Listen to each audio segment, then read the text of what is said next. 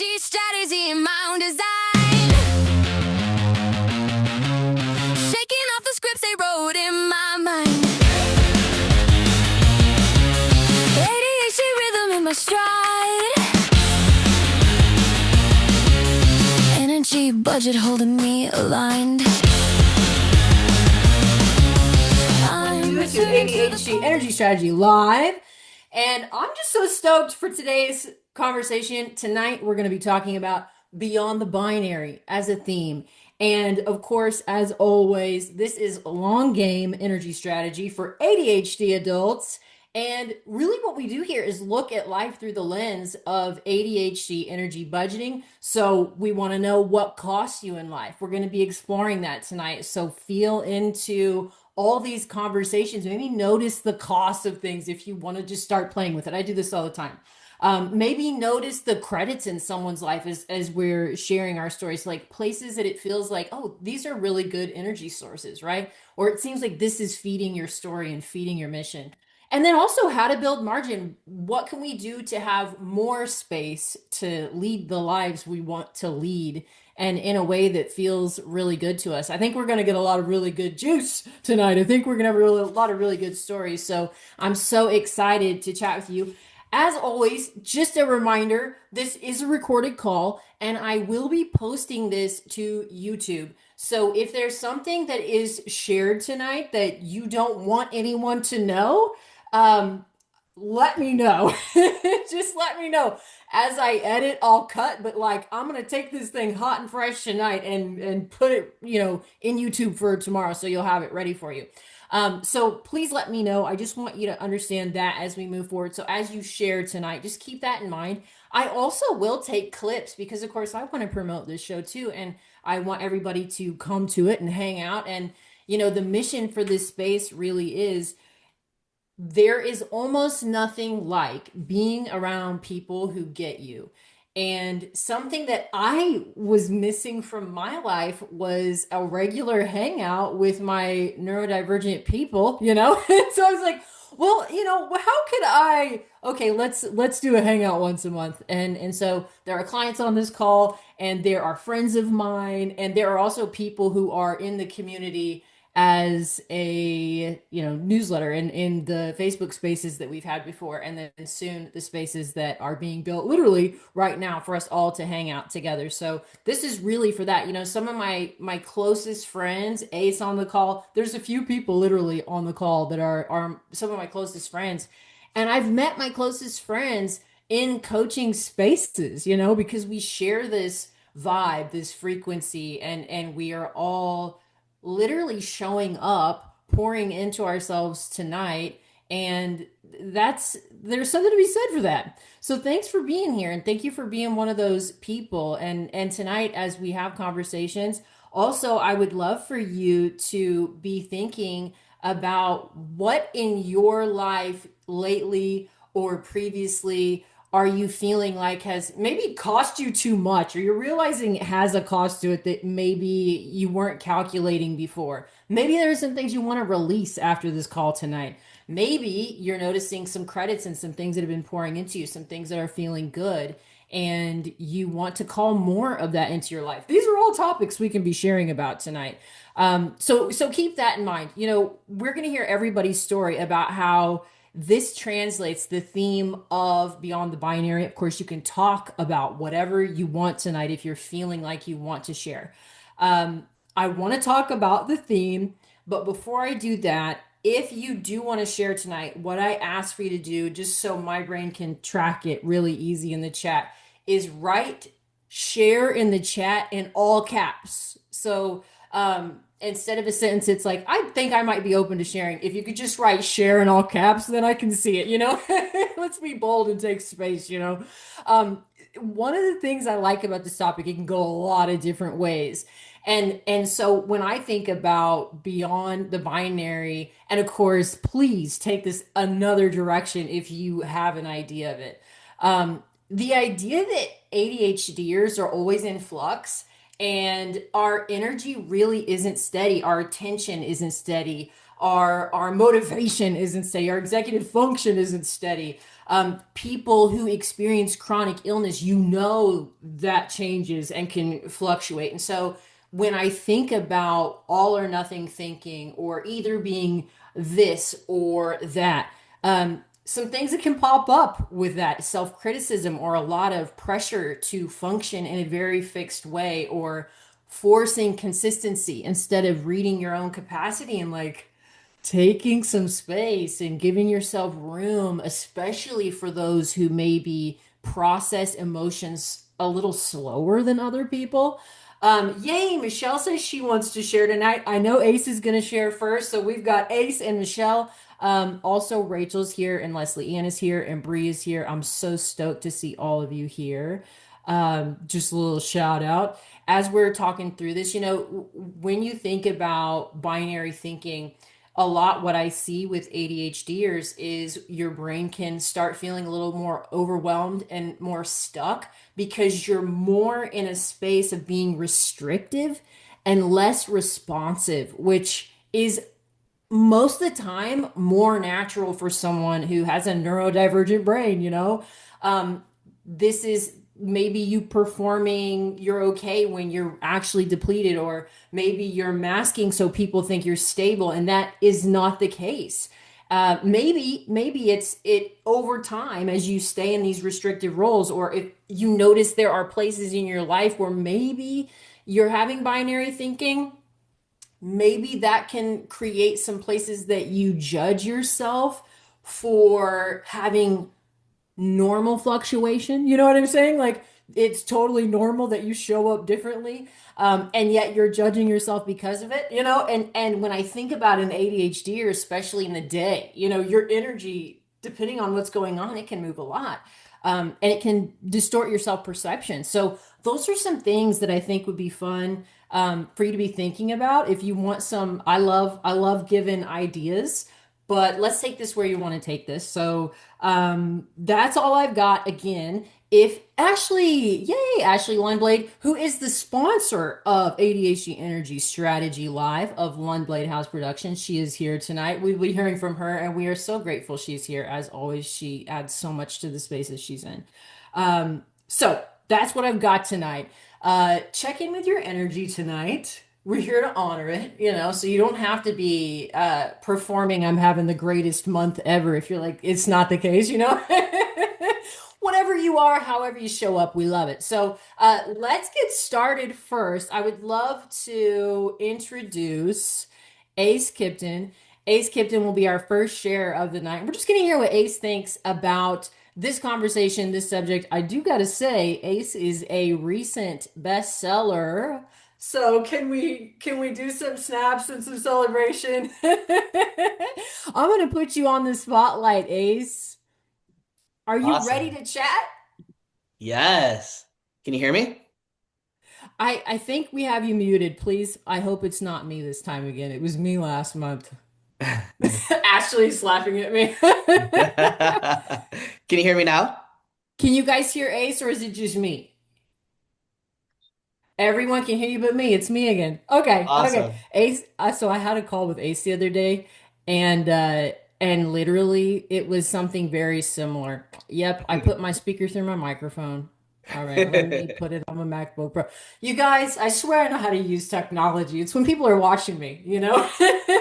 Okay, Ace, can I hear you now? Yeah. Yay! All right. We're ready Oh. to go. Love this. Will you tell us real quick about your book? Is that okay if we start with Yeah, that? Since you're a absolutely. best-selling author and all. Yeah. International best-selling author, actually. Yes. In multiple categories, which is pretty cool. So I am in a book called Embracing Your Arrows, which is a multi-author book where we're sharing our journeys of what did it look like to embrace our own personal arrows and the journeys that we've been on. And so this book has about 20 different authors in it, and it's really raw and vulnerable. It's talking about the things that nobody talks about, right? And so it was my journey of coming out and expressing myself. It's about gender, identity, expression, and orientation. And there's a lot of different stories in the book. And so I'm sure that everyone can find at least one story within the book that they can relate to, probably multiple. I'm gonna link it, by the way, for the record. Awesome. And Thank you'll you. also you'll see I wrote a little forward of the book as well because I am endorser of Ace, everything Ace does. And so Ashley says, color me intrigued. Okay, Ashley, well, I just linked it. And so let's dive into so curious for you how this pops up for you. Of course, you are a somatic sexologist, and so you have just. I don't want to talk for you, but we could take this a lot of ways. How does this, when you hear Beyond the Binary, of course, you're the one who came up with the idea when I was like, you know what, I would really love you to come hang out. What Yeah. feels alive for you? What brought this to your mind? Yeah. So for me, it's all about my journey and my story, right? I think that labels are only as helpful as they're helpful. And then at some point, it's like, well, I no longer fit in this box that I've been labeled in. And so I lived the first 38 years of my life as a female. And there was a lot of tension and a lot of struggle of this is who you should be, this is how you should act, this is acceptable, this is unacceptable, this is bad, wrong, broken, and sinful. And so I had all this tension inside my body. And it wasn't until I found two people, a sex coach and a therapist, who allowed me to ask the questions of my genuine lived experience in life and like how what I've been told is the truth or the reality or the rules that I should live by. They just don't fit for who I am. And so it gave me an opportunity to critically think about my life and my lived experience and how that aligns with other people's lived experience and also religion. That was a huge piece of my journey. I grew up in a Republican, Christian, conservative household, and I wasn't allowed to ask a lot of the really hard questions. We basically swept everything underneath the rug like it didn't exist. And well, 38 years of that led me to a place where I was in a really unhealthy space. I became paralyzed. My life completely fell apart, and I was left going, I did everything right, according to the book, according to what everybody told me to do. And it's just not working for me. There has to be another way. And so a huge part of my journey was just finding other people to have conversation with and who had a different life experience than I did, who came from a different background, and really hearing other people's stories and being like, wow, I had no idea that the life that I really truly wanted to live was actually possible, and other people did that, right? Because I had this very narrow understanding of what was right. And so, after a few years of just exploration, it became really, really clear that life is not black and white. There's a full spectrum that we can live. And I was so used to living in this really, really narrow space in life. And once I started to say, you know what, maybe that's not for me, let me get curious, let me explore, let me try something out and try some new experiences and see how that aligns with my body in my mind and where I want to live and how I want to like express myself in this world, then things started to make a little bit more sense. It was like, oh, the rules are actually kind of just made up for Yeah. somebody else's benefit and not necessarily mine. And so, what does it look like to be like, you know what? I don't believe that to be true for me. And I'm going to test out something else and see if something else is more aligned with how I'm naturally wired and what I want in this world. Mm. I love your story so much. And just so everyone knows, I just recorded a podcast with Ace on Monday and it's out. I was gonna have it out tomorrow, and I was like, you know what? I'm just gonna, I had one of those ADHD impulse things where I had something else I needed to do. And I was like, I'd rather just do this now. So I took a shower, edited the thing, it's out, so you guys can listen to it now. I'll link it at some point in this. I probably should have had that up already, but I'll make sure I do that. One of the things I loved in our conversation the other day and today also that you're talking about is the idea of just letting yourself get curious because you don't know where this is going to lead. Like, well, I don't know that I can tell you about 1,000 journeys I've been on in my life that started one place because I was willing to start asking questions of like, I don't know, one of the ways it comes up for me, I'm curious in terms of signals. We're both, Ace is a big embodiment person, so am I. That can be tricky sometimes for some people who are really heady, especially my ADHDers who are like crazy, heady and or maybe so energetic that being in their body can feel tricky. We all are wired different. What are some signals that you notice when you're like, okay, now you said you were dying, so at that point we know we got to make a change. But now that you're beyond that place, how do you notice when your body is calling maybe the subtle signs? I don't know. Where do you want to go? Do you want to go the hardcore signs or the subtle ones that I mean, start we could early? talk about them both for sure. I mean, Yeah. the natural thing for me is to go into hypoarousal. And so Hmm. I don't want to be around anybody. I want to be by myself. I want to be secluded. I can notice the sensations of my body usually are numbed out.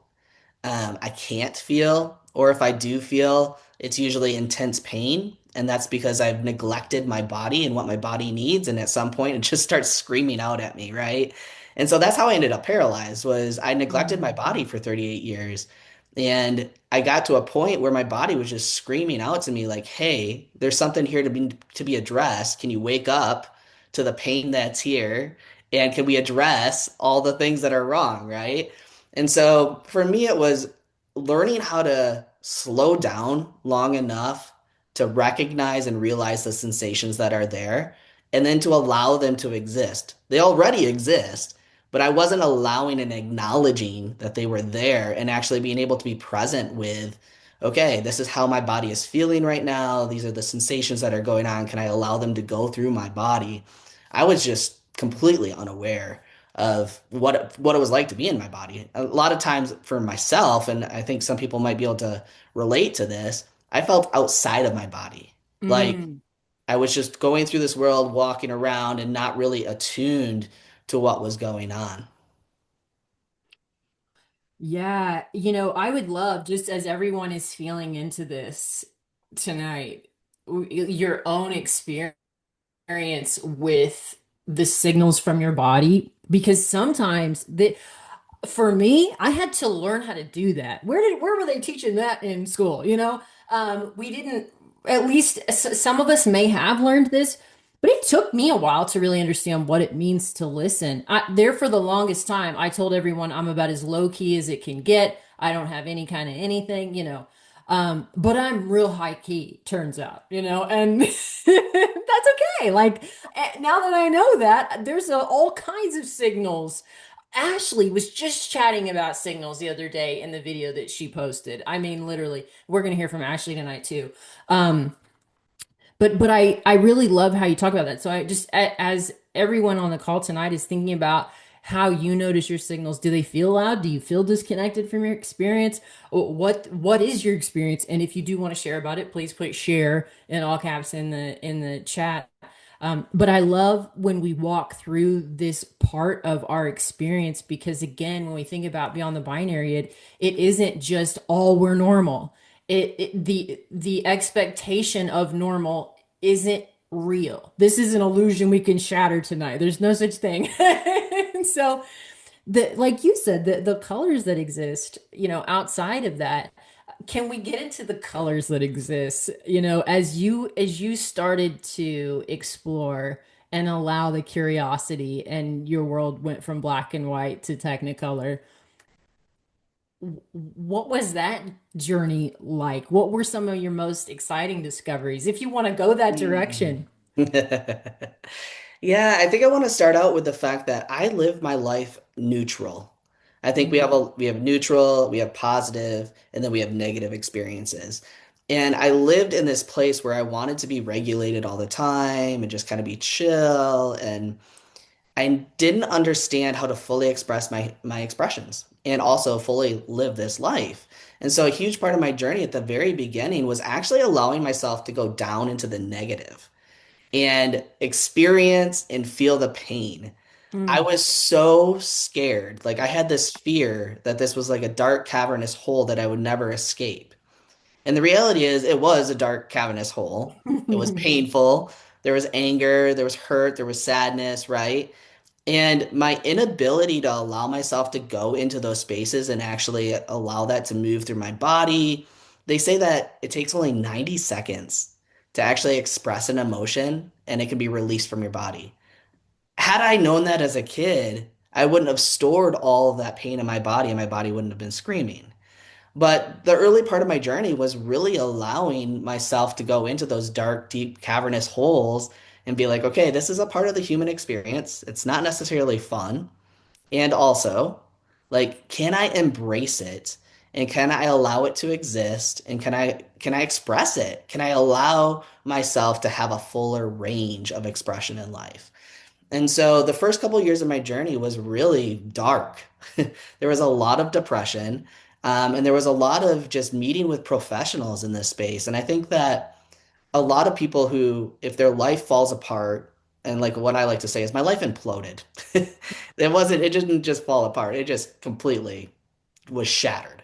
And in that space, it's finding those people that can come alongside of you and actually help you regulate and then also help you when you're dysregulated and move through those experiences. So I don't know if that answered your question, but that's really what came up for me.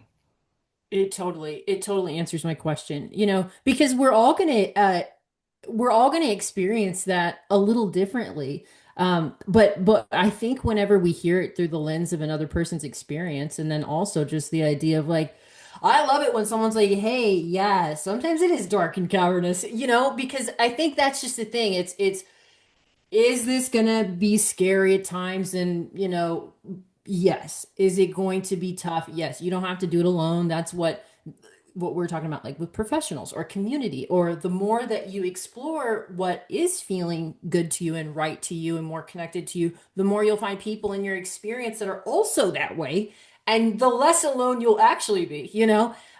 instead of staying in spaces where you feel like you're constantly translating yourself for the world around you and for the record, they still don't hear it. It's like you're just wasting energy. Mhm. Ashley shared a question. She said, Ace, do you explore the earthly elements in regard to your personality? For example, I really identify with the water element, and that's been very informative about what good on me looks like and what dysregulated is. Love that. What are your thoughts? It's in the chat Yeah. if you want to read it or you want me to say it. Yeah. Yeah, absolutely. I think I haven't done a deep dive into this, right? That's not been something. I think the deep dive that I did was transmuting pain into pleasure. And Mm. in that, I've incorporated some of the elements, but that's not something that I've actually like dove into. So I'd actually love to hear your perspective on this and what that would look like if that's open. Yeah, absolutely. Ashley will be, you know what? So Michelle is up to share next, but Ashley is here to share tonight too as the sponsor. Are you cool, Ashley, with doing your share now? And we come together with Ace. This is how I like to set up an expectation. This is how I see it in my head. We come together with Ace, the three of us. You guys chat. And then we say goodbye to Ace. We pop on to you. And then later, Ace and Ashley both can pop back on, and then Michelle can share. How's that feel to everybody? Okay, well, thanks. Yeah, she said I don't have to share. I really want to hear from you though, Michelle. You've had so many cool things going on in this month. And so let me pop you on, Ashley. Your background looks so cool. Thank Look at you. you. Oh, thanks. Did a little sprucing up. This is my version of sprucing up for the studio today.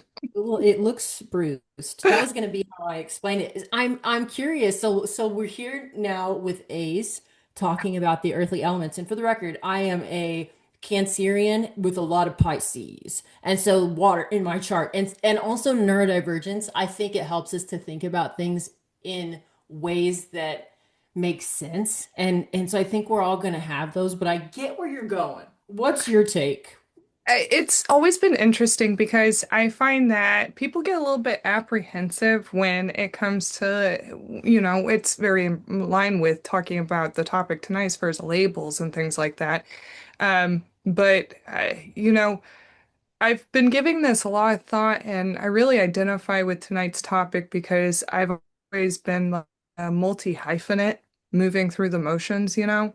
And so, excuse me. And so having different labels, if you will, or different ways of looking through the spectrum of life has been very informative to me and just guiding my understanding of the world and how I interact with it. And so I was just thinking in regards to today, earlier today, I was thinking a lot about how I'm a water spirit and I've got a close friend who's an air element, and there's something about that relationship that has always really perplexed me. It's a very dynamic and complex and exciting kind of relationship, but I wanted to understand how to navigate it better in a way that it is healthy and good for me. You know what I mean?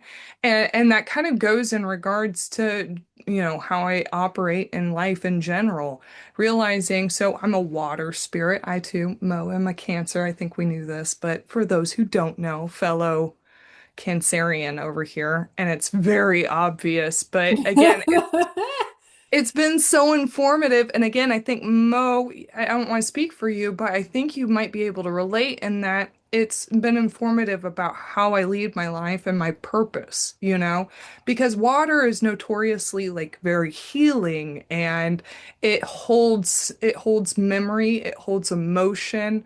It does a lot of different things when the really productive things when it's in movement and it's doing well or good.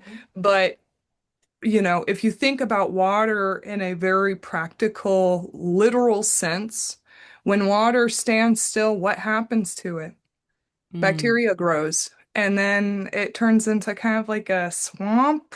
It's not productive, and it's not the best look that water can have. And so realizing that with my personality and how that really aligns with me and what that really looks like, because there are days like where I cannot seem to go. In fact, this has actually been one of those days where I'm really having to embrace stopping.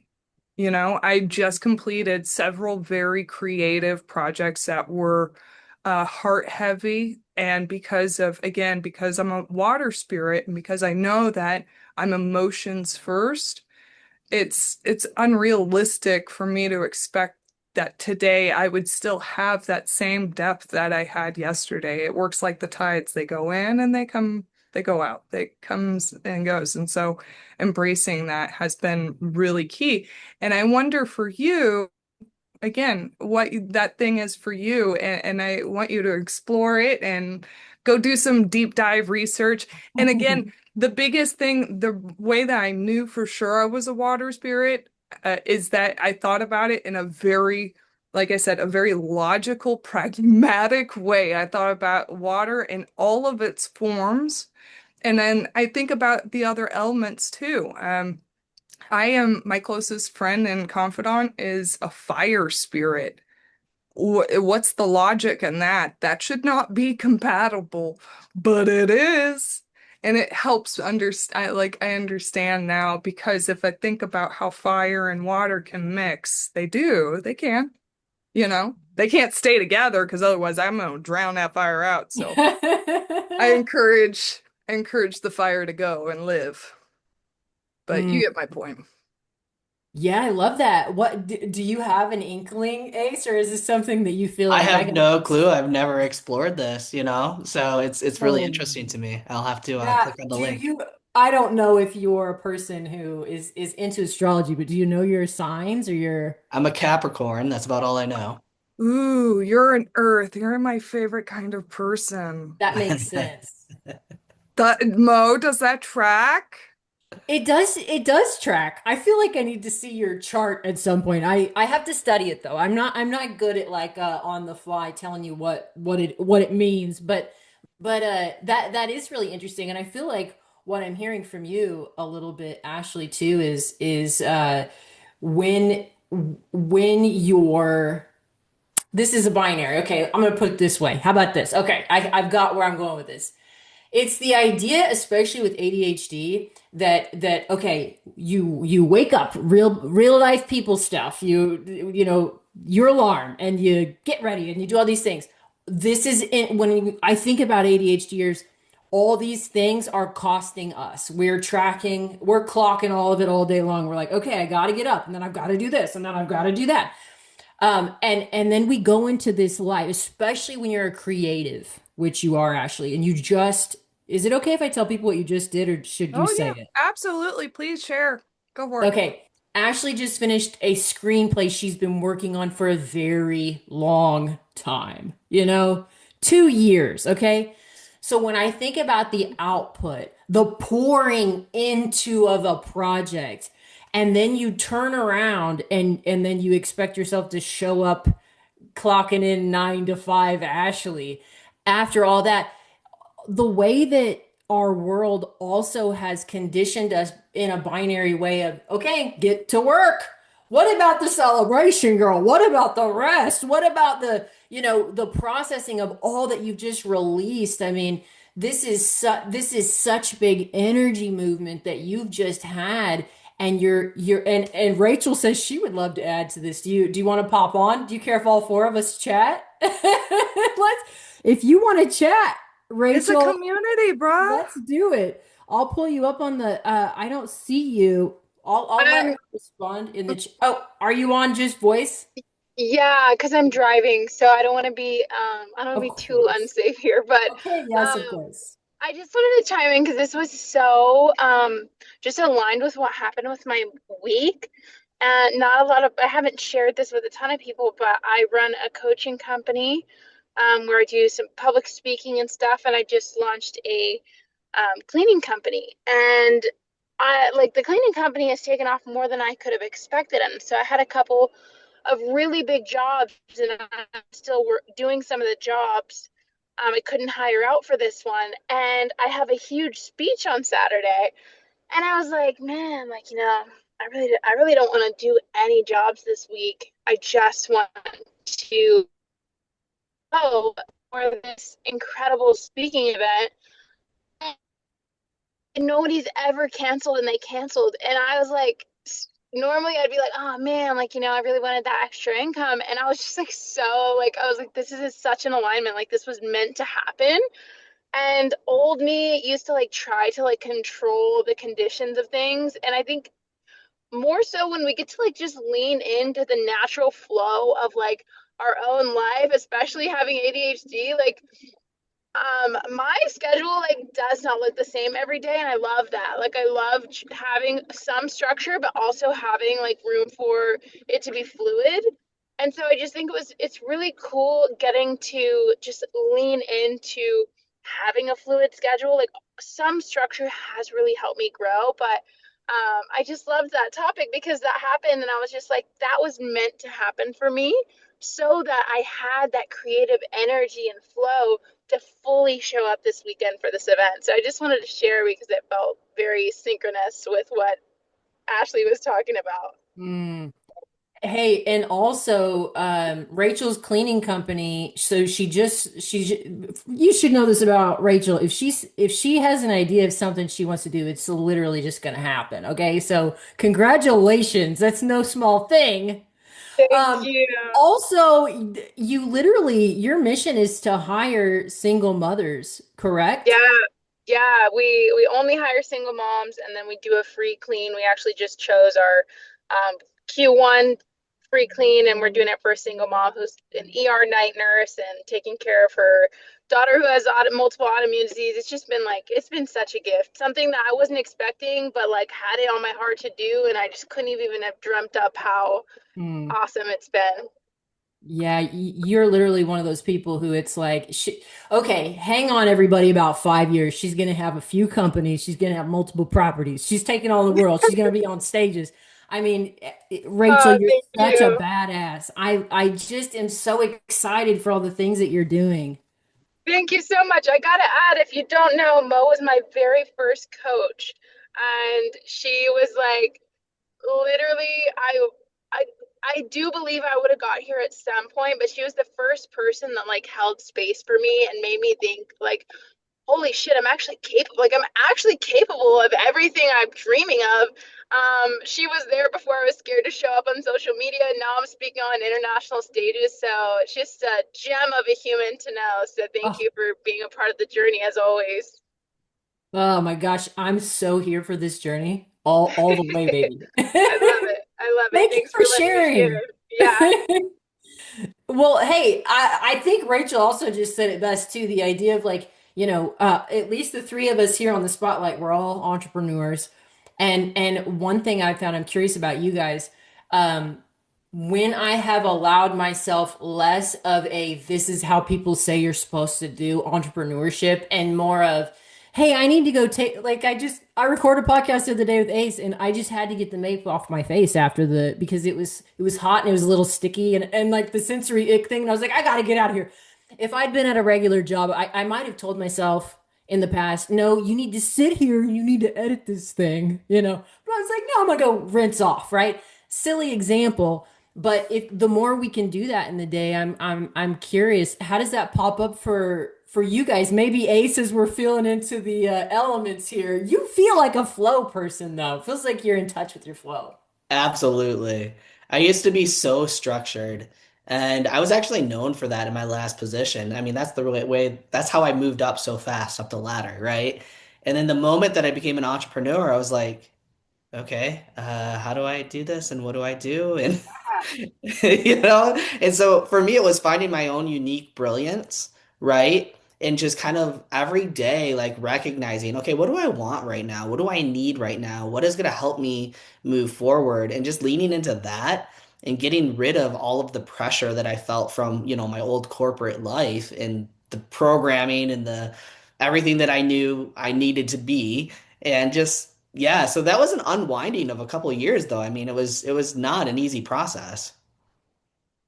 Can I 100%. chime in on that? I was literally going to ask you to. Yeah. Well, okay, my brain total ADHD moment and like man, I love it when I like get to thinking about one thought and then I get totally hijacked by a memory. That's also exciting. It is, it's wonderful. I'm gonna go with the memory though. So it's been about a year, almost a year and a half since I started my company, Lundblade House Productions.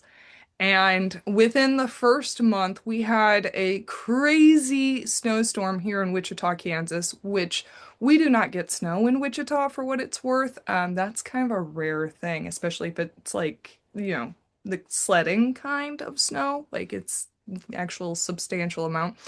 Anyway, and I've got my own new company. I'm like making my business plan. I'm dreaming up things, and it occurs to me, I really want to go outside and I want to, like Elsa from Frozen or Anna, I guess. I want to build a Yes. snowman. I wanted to build a snowman. I wanted to build a snowman in the middle of the day, in the middle of the week. It was a Tuesday at 9:30 in the morning. I went outside. I started out shoveling. And What do I do? when we all knew what I was really out there to do. And Be productive. I kid you not, I like hyper focused on this idea of building a it started out, it was going to be a snowman, like a traditional one. And then I Yeah. got into it and I was feeling the creative flow. And before you Yeah. knew it, I created an actual snow sculpture. I have a photo of it I should send sometime. It's beautiful and like ominous of this lady that has no arms. It kind of has Victorian vibes to it. Ooh. Very beautiful. And the thing though is that as I was building it, because I gave myself permission to go play, go have fun, Hmm. all these things started happening about 10 minutes into assembling my first big ball, the really big one. I figured out if I took we've got these scoopers to scoop up leaves. They're real round. This is a great hack, guys. If you guys get snow in your area, use those to mold. It's great. And Oh, so nice. I'm sitting there and I'm molding this ball, and I want it to be massive because nothing I do is ever small. I have to do everything in a grand measure. But as I'm doing this, I'm realizing I'm having all these parallel thoughts, like a total analogy enlightenment moment where I realize, oh, this stinks for you, Rachel. I'm sorry. Can you build a sand snowman? But the point is that, and I encourage you guys to do this if you are an entrepreneur, go build a snowman. You'll have these moments of enlightenment because it was a total parallel of what it meant to be a business owner. There were things like thoughts like, you cannot do this without enhancing your tools. Use smart tools. Don't spend all your time trying to make a perfect ball when you have a couple of simple tools, resources already at your disposal to build something big and magnificent. Use what you got. It was thoughts like that that I had. And so that was like a total moment of like, breaking the rules of what it looks like to live a certain life, especially the corporate life, Ace, that you were talking about. I couldn't go out and build a snowman when I was working in a call center or a bank. Like, are you kidding me? What would you think if you saw your bank teller outside building a snowman? Not a thing. But this aligned with who I am, and I think ultimately, I'm still in business a year and a half later, so building a snowman. Yes, and we've done business together. She's great. I cannot say enough, and we continue to collaborate.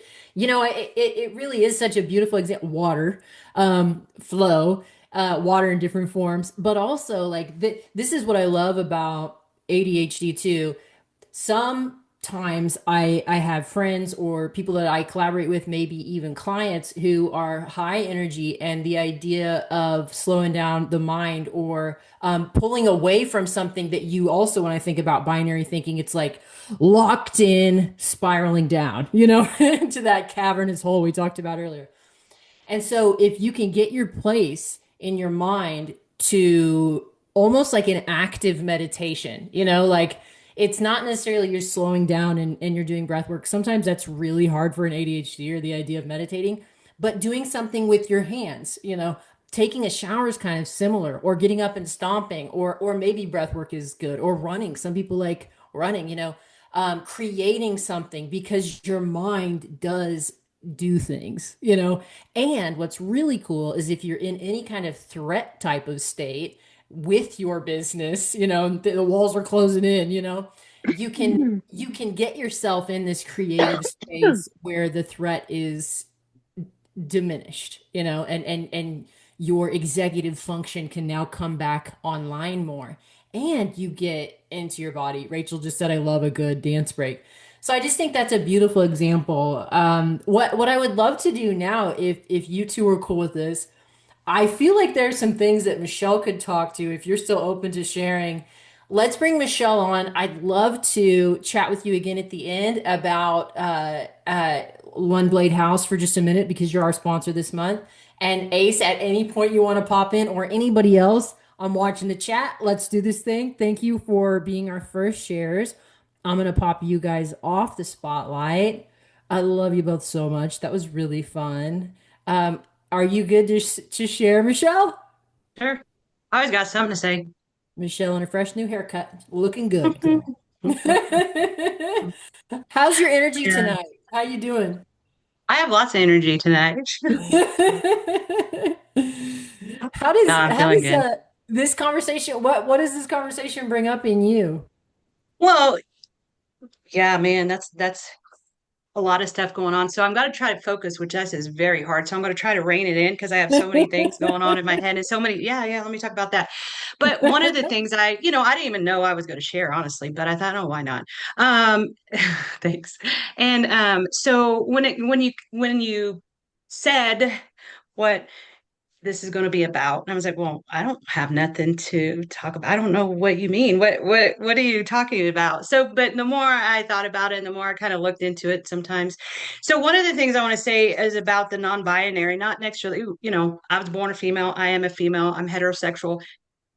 What I'm talking about is what's related to me, how this impacts me, since I don't, that when you hear the word non-binary, everybody has an idea what it is, but more of, roles and gender expectations, right? So females, males, this is what females do, this is what males do, you can't do this, you can't do that, da da da da da. So I'll just go back, and I talk very fast. I always feel like I have to do like a warning label. Okay. I don't use proper You're with English. ADHDers. We love it. We're tracking. We're here. It's like We it's like love I how talk you really show up. fast, I cuss, I don't have proper English, but here goes. We love it. So We a little love bit is that I was raised, my father was a Pentecostal preacher. Okay. So I'm 52. So that was way back in the day when it was even different than it is nowadays. So many of you, if you know anything about Pentecostals and things like that. So anyways, I could never cut my hair, could never wear makeup, had to cover my body, couldn't wear shorts, couldn't do this, couldn't do that, didn't have TV to listen to me, whatever. I would call it a cult, but what have you. And anyhow, so there's an expectation of in a place for a woman, right? They were subservient. They walked 2 feet behind a man. They never talked in the same room that men talked into. And women don't talk like this. Women don't act like this. We have women to take care of us. That's the only reason why we have women and children, yada, yada, yada. How I was raised. So being a woman, being born a girl in a family like that, I didn't have a voice, right? I never had a voice, and I struggled with that because I have a lot to say and I have a lot in my head.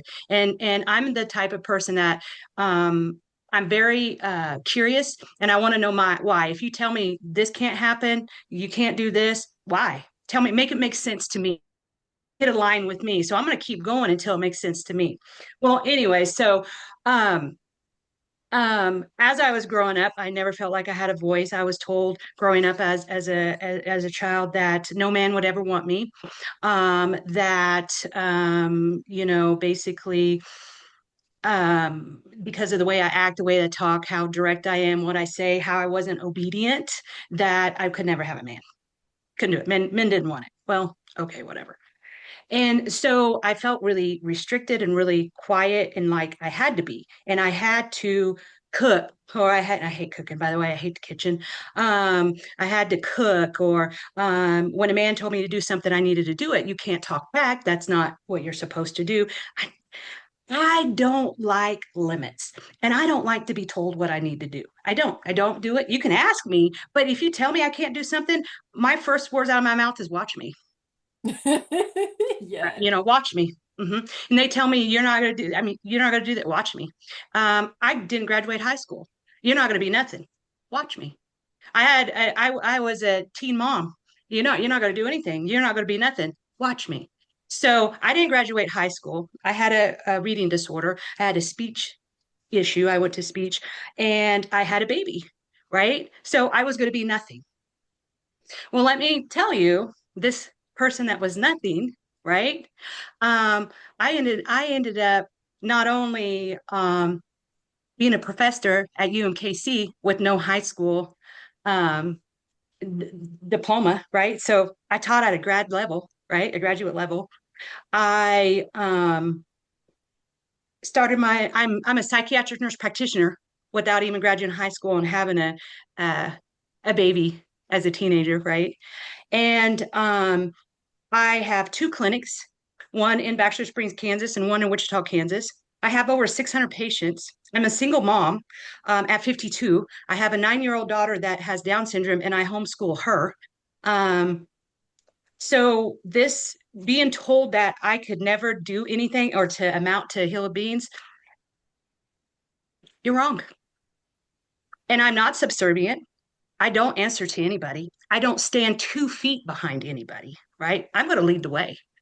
And so what I'm saying about all that is that even now I struggle with relationships, right? With men because of the money I make, more than most men do, because of how direct and inquisitive I am, and how I want you to make it make sense to me. It just has to align. That's disrespectful, and I shouldn't talk to men, whatever. But I was told not to, and Mono, this stuck with me and it really bothered me because I get things churning in my head and I can't let it go until it makes sense to me, and I can't make it make sense, and it's stuck and it's stuck and stuck. I was told by somebody that I've known for 3 years. We started talking, right? He's a businessman, owns several businesses, a jock, whatever, manly man, right? Well, after 3 years of talking, he informed me not too long ago that he could never have a woman that has a bigger dick than him. And I have been told that I'm very intimidating, right? And, I don't fit in that box of how a woman should be. I can't. So when I thought about what this is going to be about, it's like pitting me in how, making a mold of what a woman should be. And I need to fit and conform to that mold. That doesn't work. That doesn't work. You know, if I was, even when I did try to, at some point, I got to where I thought, well, maybe I needed to dim my light, right? Maybe I needed shut my mouth a little bit. Well, maybe I needed to act a little needy because I'm very independent. Absolutely. I mean, absolutely independent. I've been on my own for a very long time. I don't need anybody to support me financially or anything. I want people, right? The big difference, but I don't need to live with somebody else taking care of my stuff. I don't. I'm not going to. But so many times, men want a trophy wife or they want a woman that's kind of that I don't know. Look, I'm not cooking. I hate cooking. I hate the kitchen. Don't want to have anything to do with it. That's kind of a role men think that women should do is cook. So I just felt like I wanted to say that that was my biggest struggle and still continues to be a struggle for me is that I shouldn't act this way as a woman. No man would want me as their woman. I have a bigger dick than men, so that's a turnoff. And I don't understand that because I'm thinking when you guys talk, these guys talk about other women, they're so needy and all they want is my money and they're high maintenance and nada nada nada. And they complain, they bitch about it. But then when they have somebody that's completely opposite, they don't want it. You know? So to me, that's very frustrating. So now, most recently, at 52 years old, I don't give a shit. I don't give a shit. I don't. I'm too old now. I'm going to be me. I am so successful. I am moving and grooving. I'm not stopping. I'm not going to stop to dust a house or make some man dinner. That's not my role. And I'm a leader. I'm creative. I'm going to blow up my business, and I'm a woman. So. And in your own unique expression of woman, can we also, I just want to throw this out there. Are you cool if I share with them something very interesting Whatever. that's You can happened share recently? anything. I'm an open book, you know that. Okay, well, Michele also recently went to Topeka and introduced a whole new way that children who are in the system can be supported. Do you want to share? We're here right at 7:52. I know that there's a lot we could talk about here, but could you share just like a little bit about it? Would you be okay with that? Sure, yeah. Okay, so I specialize in adolescent psychiatry. I see all ages, but I specialize in child and adult psychiatry. So when you're a mental health provider or you're a psychiatric nurse practitioner, right, like I am, and you specialize in children, 99% of my children are trauma. They've had trauma. Primarily, I kind of specialize in sexual trauma of children. And so a majority of the children that I've seen over the last 12 years have been children in the foster care system. So I work in Kansas, I work throughout the state of Kansas. So I worked with Kansas foster care system, DCF, over the last 12 years. So I have a relationship with a lot of the foster parents that's been doing it for many years. But I've also been involved where I've seen a lot of, I don't even know how to say it, abuse by the system. That's all I'm going to say. Abuse and neglect by the system that is here to protect our children are actually exploiting and abusing our children. And I don't want it no more. I don't tolerate it. I started this journey 6 years ago. There was a very serious case that I was involved with. And I informed him what was going to happen if this continued and if it was going to play out this way. And that happened. So I think DCF should be criminally charged. And so if you and I did this, we would be criminally charged. So I've been on this mission, not to just point fingers or sabotage somebody or bring them down. I want reform.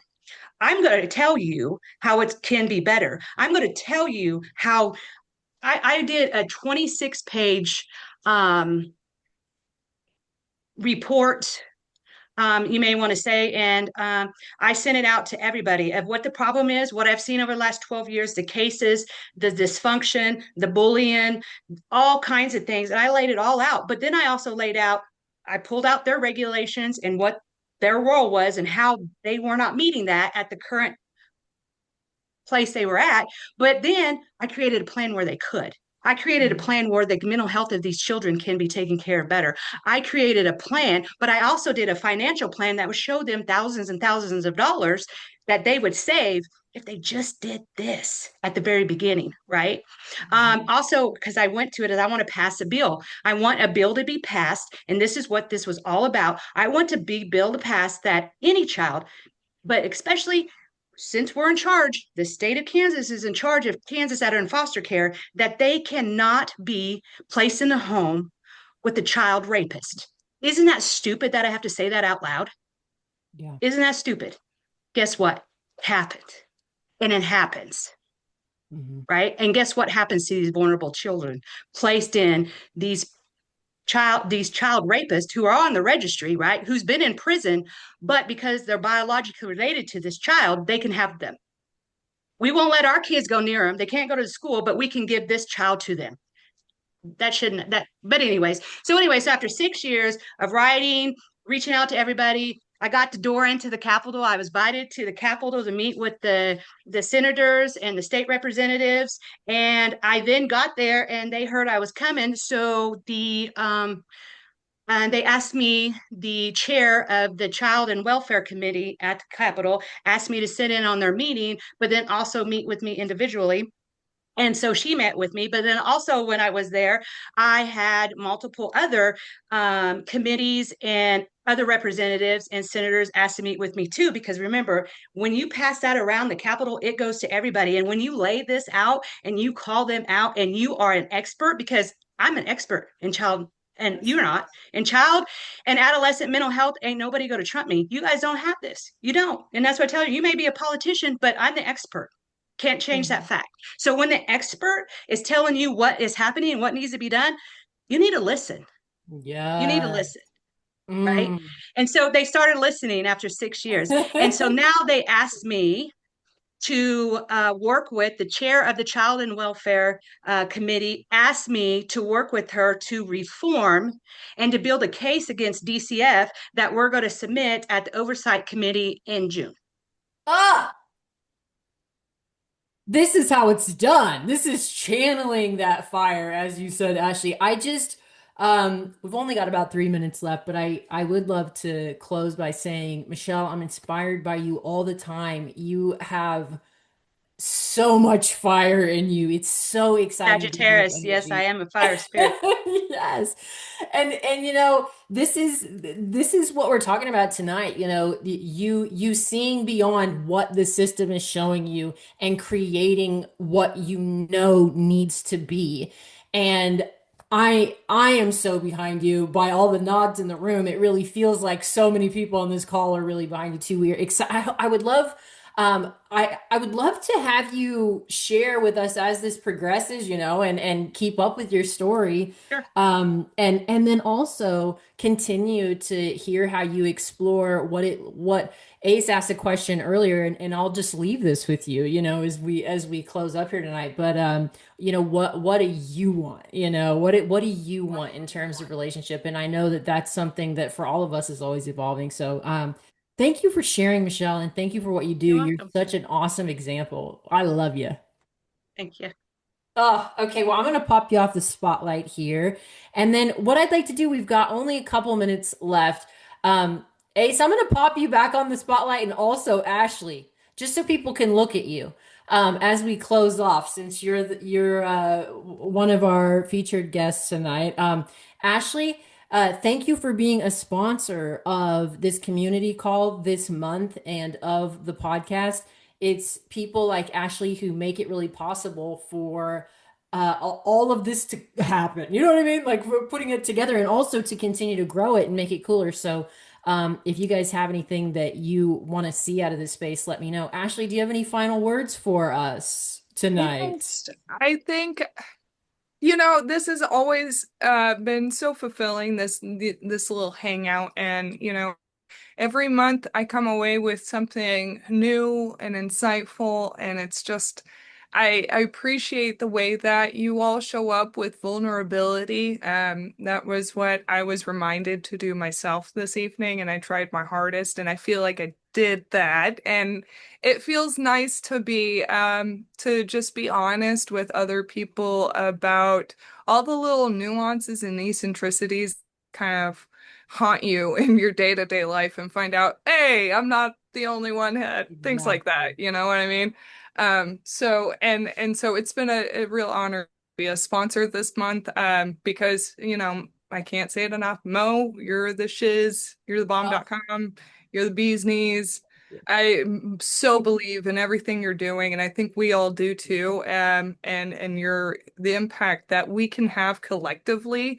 That's the thing that speaks volumes to me, especially when we hear from people like Michele and hear about these issues that are so important. And it might affect here in Kansas, but we heard in the chat, even for Leslie, like this goes beyond, these issues go beyond. And when we unite, that's what's really powerful. And I just big champion of this group. Love you guys. Thank you. And you'll all be seeing Ashley again tomorrow on the newsletter. This call will be on the newsletter. And information about the podcast with Ayce. And so that's out tomorrow. Ayce, do you have any final words that you would like to share? I just love the passion that's in this group. It's Yes. very, very clear. You guys have found your life's passion, and you're trying to live that out. So I just want to say deep bow of gratitude for all of you who have done the hard work and are living your lives. Thank you. And thank you for coming, and thank you for everyone who shared. And I love you, Ayce. I'm so glad that you exist in the world like the being that you are. I just love you. And you inspire me so much. And the same with Ashley, and Michele. Ashley wants to meet with you when she's at her Wichita clinic. Also, we have a lot of entrepreneurs in this space. And as an entrepreneur, it's rough out there sometimes, and it's a mental game. And also, when I think about best practices, if at any point we all would like to get together and have like a special entrepreneur hour where we just sort of share or talk about a certain topic, let me know. Because I want to support us all in that way as much as we can. I feel like that's a theme I notice a lot. But more importantly, as we wrap, and then this will be my final words of the night. Thank you for staying a couple minutes later. It seems like the big theme of the night is to follow your pleasure in life. Follow what feels good to you. Follow what you know is truer than what you're living, even if you don't know exactly where it's going. It feels like that's a theme I'm picking up. And one little practice that I wanted to share with you as you leave, it's just two things you can ask yourself over the next month. Is this feeling tight and restrictive, or open and expansive? And if you just ask yourself those questions, I'm not going to tell you what to do with it, but follow the feeling and see what happens, and let us know. That's all I've got. Everything will be out tomorrow. I love you all. Thank you for being here. I'm returning to the part that's mine. Breathing out the stories that confine.